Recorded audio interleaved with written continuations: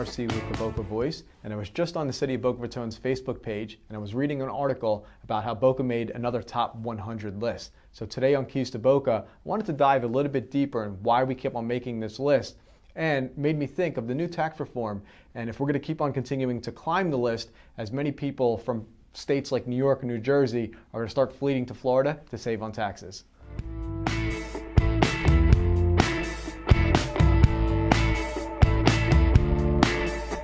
So I thought it'd be a little bit more fitting, more fun to head downtown, get out the office and talk a little bit more about this. So what do I mean? Why would a bunch of people all of a sudden want to move to Florida? So first of all, we're already known as the sixth borough for New York. A lot of you at home already either come from New York or surrounding cities or have Florida as their second home and you're here during season. So people already love Florida for the lifestyle, for the beaches, for the weather obviously. But now I think in the near future, people are going to make a reason to move here more of a business one. So what do I mean by that? So if you can recall from a couple of videos ago, I talked about the tax incentives of owning real estate.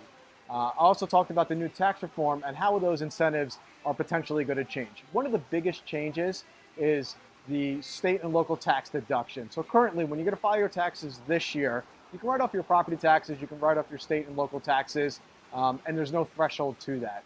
Next year when you file your taxes, that's going to be capped at $10,000. So if you live in a state that has high taxes like New York, New Jersey, you're going to really think about if you still want to call New York home or New Jersey home. And some of the places that you're going to think about moving obviously are going to be Florida for those reasons I've already mentioned, like lifestyle and weather.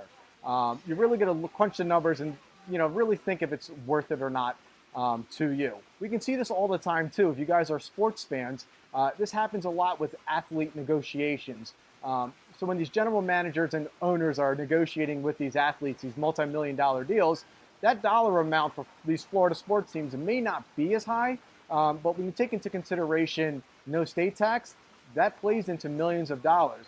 Now, all of us may not have million-dollar salaries, but I think with only a $10,000 cap on the deduction, it's really going to hit home to a lot of us, and we're going to make that financial decision if we should move ourselves and our families or not. A lot of us work from home these days, work remotely, so I think it's becoming a more and more viable option in the foreseeable future.